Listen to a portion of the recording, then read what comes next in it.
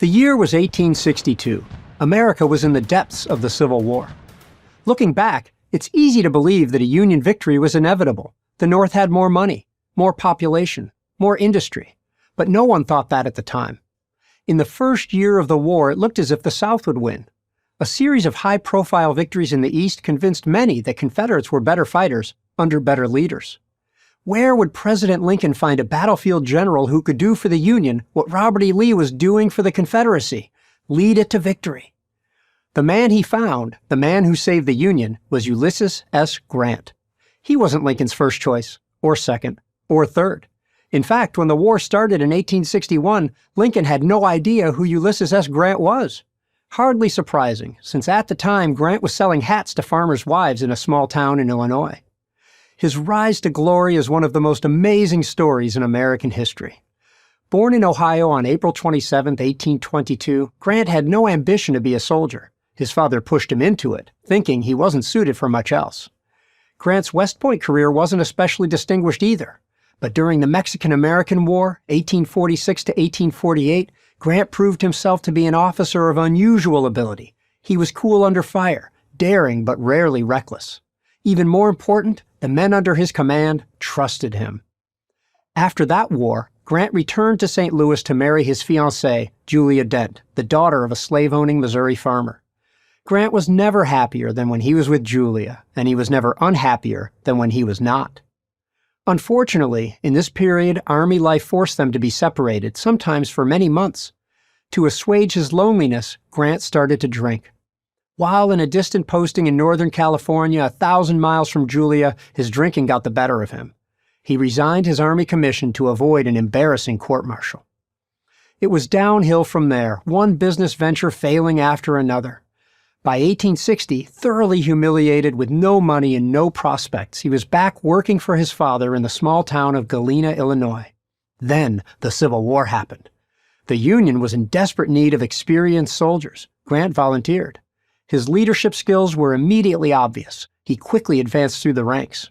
In a little more than 6 months, he scored 2 major victories at Fort Henry and Fort Donelson along the Tennessee and Cumberland rivers. He followed these up with victory in the largest battle in American history up to that time, the Battle of Shiloh, making him a true Union hero in a cause that was starved for heroes. There was nothing flashy about Grant's generalship. All he did was win. Unlike the overly cautious generals that drove President Lincoln to distraction, Grant's battle plan was to always move forward, always put pressure on his foes. Any advantage the Union had in technology or manpower, he employed to the fullest. Like Napoleon, Grant was a superb reader of maps. He could identify the enemy's vulnerabilities and exploit them, as he did in his brilliant 1863 campaign for Vicksburg, a campaign that is still studied at war colleges. In March 1864, Lincoln made Grant commander of all the Union armies. It took more than a year of the war's hardest fighting before Lee surrendered and the war finally came to an end. By this point, the president and his general had developed a close bond. Shortly after Grant returned to Washington, Lincoln invited the Grants to join him and Mary Lincoln at Ford's Theater. Grant accepted. Julia, however, had developed an intense dislike for Mary Lincoln and insisted that her husband get out of the commitment. Embarrassed, Grant did. That night, in that theater, Lincoln was assassinated.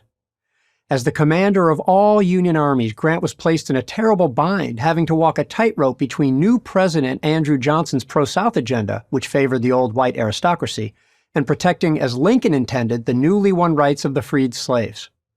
He resolved his dilemma by deciding to run for president.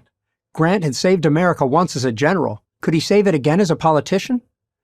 Running as the Republican candidate for president, Grant easily won election in 1868, becoming the 18th president of the United States. He won again in 1872. During his tenure, he fought to secure the passage of the 15th Amendment, which guaranteed all American citizens the right to vote, regardless of race, color, or previous condition of servitude. He created the Department of Justice, broke up the Ku Klux Klan, and advocated for the rights of Indians. He presided over the completion of the Transcontinental Railroad and a rapidly expanding industrial economy. There was a dark side to his presidency, however. His administration was dogged by charges of financial impropriety, and he left office under a cloud. But Grant the man remained a popular figure. Just days before his death on July 23, 1885, he completed his autobiography. It became one of the best-selling books of the 19th century. Of Grant's amazing life, Frederick Douglass wrote a fitting epitaph. In him, the Negro found a protector, the Indian, a friend, a vanquished foe, a brother, an imperiled nation, a savior. I'm Gary Edelman, Chief Historian at the American Battlefield Trust for Prager University.